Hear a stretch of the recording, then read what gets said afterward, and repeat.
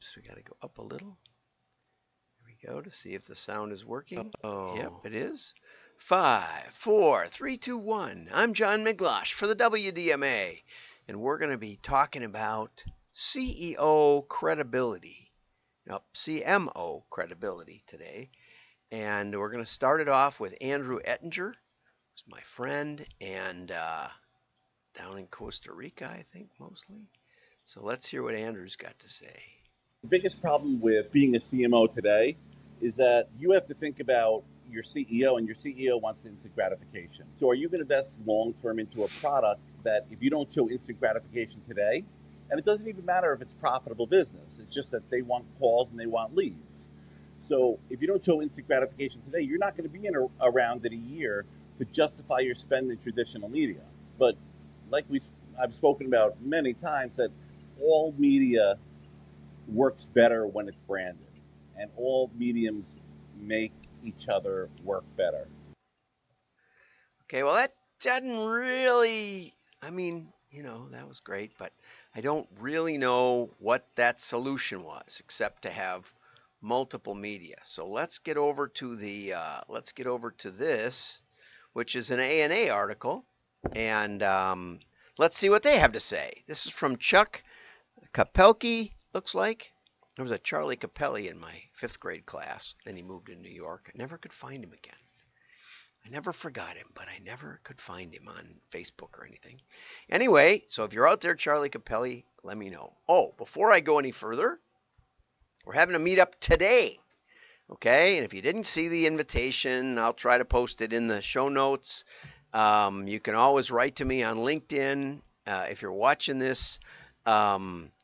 There's no big agenda. We just get together. We have it. Think about it. Think of it as just a cocktail party type part of the convention that you spend thousands of dollars to go to. And in this case, no thousands of dollars is required. We'd love to have you support our work, but we're going to have some notable celebrities, and in fact, maybe even a notable marketing guy from India might show up. He says he will. We'll see. He'd have to get up 2:30 in the morning or something. It'll be our first one, though. It'll be our first. We've had some contact with a printer in Africa, but he hasn't quite made it either. He tried a couple times and just wasn't able to log in somehow. I don't know why. Maybe LinkedIn blocked him. I don't know. Anyway, so this is from A&A. It says, can CEOs and CMOs form a better union? A new study says the C-suite needs a more common understanding of what marketing brings to the table. And that is a profound subhead. Profound. I remember when I got to be a VP of marketing, which is about as high as you got back in the 80s. There was no CMO, there was no CFO. There was a VP of finance or something, accounting or something, and there was a president, and that was it. We didn't have these inflated chief names. So anyway, and I was very, very intimidated, let's say. Why? Well, because the accounting guy, the finance guy, his numbers always added up. He had a P&L. He said, here's how much came in, here's how much we spent. It all made sense. It all made perfect sense to me, okay? It all added up to the penny. It was like balancing a checkbook and the balance sheet and all the rest. Shareholders' equity makes it all add up. But mine didn't always come out the way I said it would, right? I would project sales for the year. And in 4 of 6 years, I think I got within 2%, which is tremendous, really, especially in growth mode that we were in. We went from 0 to 10 million in the 3 or 4 years I was there. And I kept doing the sales projections. And so my numbers didn't come out. And the finance guy would say, hey, your numbers are never right. How am I supposed to manage inventory when you're off a couple of percent? Okay, and somewhere along the way, it occurred to me that what I was doing was very different than what he was doing. Right? And the article is going to go on to say that only about 4% of CEOs have any marketing experience at all. Okay, and it gets at it. This difference in mindset is crucial because what marketing executives that I have seen tend to do is they tend to focus on tangible KPIs, tangible metrics. And there aren't that many tangible metrics in marketing, right? We can't really see what caused what. We do, mailings and orders come in, but the mailing curve, the response curve could be a year long, right? We do ads and we get leads, but some leads close and some don't. And if we're in business to business, it could be a vast difference in value. So there's a lot of mystical stuff in marketing where we just don't know exactly what John Wanamaker said is very true. Half of my marketing is wasted. He said advertising. Half of my advertising is wasted. I wish I knew which half. And that's the puzzle, right? That is definitely the puzzle. So how do you communicate that? One way, this article kind of leans toward ask the CEO what they're looking for. And of course, they're looking for sales and growth, and sales, profit, and growth. Very difficult to get all three of those, right? You boost sales, oftentimes you do it with a promotion which erodes margin, right? So you don't make any money, but you boost revenue, or you want to boost profitability, so you focus on your customers and less on acquisition, and all of a sudden the growth slows, right? They're almost at war. Sales growth, profit growth, and customer growth are probably, it's like pick any two of the three or something like that. Pick any one of the three pretty much. But anyway, so because of that, the CEO doesn't know how to get what he wants, right? And too often the CFO decides to cut spending because the marketing didn't work as well as we'd hoped, right? So the CFO has this idea that marketing is kind of a airy-fairy, Fruit Loops kind of thing where we throw stuff against the wall and hope something good happens. And the CFO is the one that keeps the wheels on no matter what kind of rocky weather the ship endures, right? And it's the marketing guy's fault. Although oftentimes, if marketing really hits a home run and growth explodes, then you got to go borrow money. Debt increases. You got to invest in infrastructure and in people. And the CFO oftentimes restricts that. It's a very, very difficult puzzle. I'm not saying that marketing is always right. I'm saying they clearly think differently. It is a whole different mindset, where the CFO is saying, I'm going to keep this ship afloat. The CEO wants the ship to go faster. We can't do it, Captain. She can't take anymore. Scotty says, no, we can't do it. And James T. Kirk has got the pedal to the metal. So marketing has to fit into this lunacy and is in the worst possible position because they're trying to guess the future.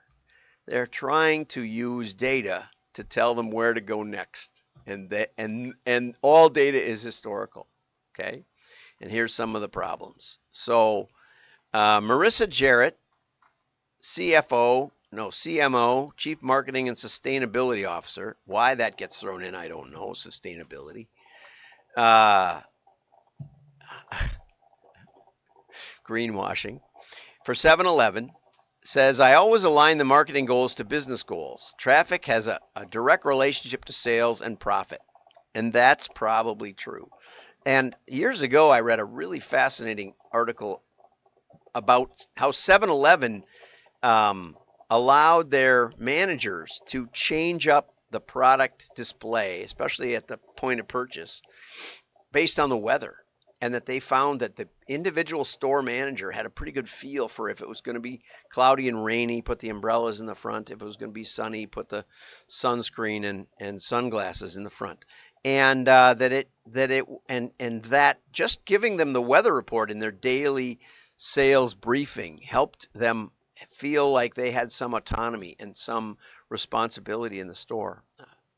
I can't vouch for that being continued, but anyway, so Marissa says she can align her metrics with sales and profit. Good for her. That's very rare. Okay. Jared says, or the author says, Jared may be the exception to the rule. Most CEOs are not on the same page as the CMOs. In fact, 50% gave answers completely different to what the CMO said their job was and their primary responsibilities. Most CEOs, here's the important part, most CEOs lack a marketing background. The report estimates that just 10% of Fortune 250 CEOs have marketing experience, and only 4% have previously held a CMO-like role. There's almost no path from CMO to CEO. Just want you to know. CMO is usually considered an interchangeable part by the guys who hold the purse strings. That's the truth, right? And so, my, oh my, oh my. But CEOs who place marketing at the core of their growth strategy are twice as likely to have greater than 5% annual growth compared with their peers. And that could be correlation without causation, right? Yeah, it was a fairly limited study, about 100 CMO types and about 25 CEO types, but they were in the Fortune 100 or something. 100 from the, yeah. Well, anyway, big companies. Okay, so also the CMO role has expanded, hence 7-Eleven sticking sustainability on there, which seems a little crazy. Meredith Verdun, former CMO at Bank of America and a strategic advisor to McKinsey, said that. And, there's a lot of quotes. This is a great article, right? Of the Fortune 500 companies, more than 40% don't have a single growth or customer-related role, might not even have a CMO among their CEO's executive committee. Okay? It starts with alignment, really listening and understanding what the issues are. And I would contend that's not what it needs. Okay? CMOs are too often worried about impressions and brand awareness.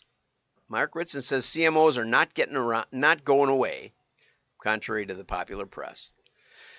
The best CMOs talk about how they're moving the business, which is what the CEO really, really wants. May not be what the CFO wants, though. You've got to be careful with this. Okay? The outcome metrics are always sales and revenue, right?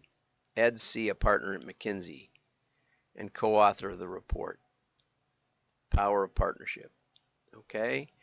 CMOs need to make that connection, and that's the essence of the solution. Okay? What is the connection? If half your advertising is wasted, why don't we get a new one? Why don't we get a new CMO who doesn't waste half the money? Imagine if you were a CMO and said, well, CFO says it didn't come out the way you projected. And he says, well, half my advertising is wasted. You know what the CFO would say?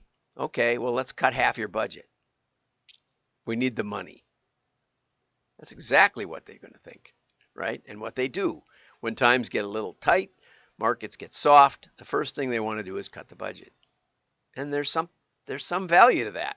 It might be what's needed to keep you going. However, there's a better way. And the better way is to always aim at incremental impact. Okay? What is moving the needle? That half my advertising is wasted is a sloppy and false premise.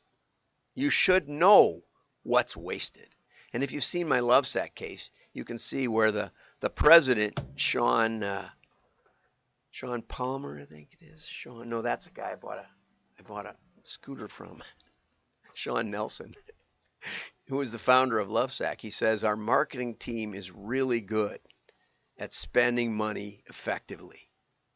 That is the essence of getting on the same page, demonstrating the causal impact. How do you do that? You do it by setting up experiments with controls, with holdout tests, with continuing over and over, always test something. And I don't mean just in direct mail. Obviously, I'm a fan of direct mail because it's easy to isolate the causal variables. It's easier to get a good random sample, right? It's easier to know not only the buyers, which all media delivers, if they try to, but you can also see the reaction of engaged non-buyers. You can compare the household demographics of engaged non-buyers and engaged buyers. And this gives you really more observational power to decide what is really important, what matters, what is not wasted, what are the key factors of your customers and their decision making. That process, we try to reconnect this. It broke again. I don't know why it breaks. Some days it does, some days it doesn't. I have no more running today than I do any other day. Anyway, so how do we establish that? Well, we establish it with the scientific method applied to advertising, and that's the essence of direct marketing. You know, you can read Scientific Advertising by Claude Hopkins. It's a 100-year-old book that explains that the direct mail community knew how to do this for 50 years before that. So direct mail has a 150-year head start. And if you don't do direct mail, you should do it at least for this one reason, to do it to identify the key causal variables that matter with your audience and with your offers and with your branding. All of those can be researched and identified, and mail is the most solid way to do it. But it can be done with media. It can be done with digital. It's not impossible. It's just difficult. It's difficult because you don't know who sees your ad, right? So you don't know the engaged non-buyer. But there's ways to do better rather than worse. You can say, make assumptions. It's a long process. It's an ongoing process. And if CMOs understood this process, they would have much, much more credibility. I have consistently argued for, demonstrated, and gotten larger marketing budgets, no matter what, in recessions, because we could demonstrate what's working. If you can show $1 going into a box and $3 jumping out of it over and over and over, and you can explain why, there's almost no limit to your budget. We'll get you the money if you can do that. But most CMOs don't. They don't even try. They don't have an experience at this either. Be honest about it. It's all airy-fairy, lights and magic, right? Marketers need to avoid celebrating how many clicks and or impressions have been generated by an ad campaign unless they can show how such metrics directly improve profit margins and or spiked the top and bottom lines. That's your P&L, okay? Profit margins, not that important. Overall net profit, EBITDA, that's where you need to be. And you need to work together with your CFO and your CEO, okay? And CEOs should be out front with their customers, whether listening to the call center or going out to the retail stores to really understand what's driving their business. This is more observational so that you know what to test. Okay, I highly recommend this article. It'll be up on WDMA.org. Our meetup starts at 3 p.m. If you don't have the link, feel free to send me a message on LinkedIn. I'll be looking for them. Or email me at john@wdma.org. I'll be watching. Have a great day. Oops, we were going to do Craig Huey. Well, we'll have to do that tomorrow. Have a great day. Like and share. Direct marketing is the key for your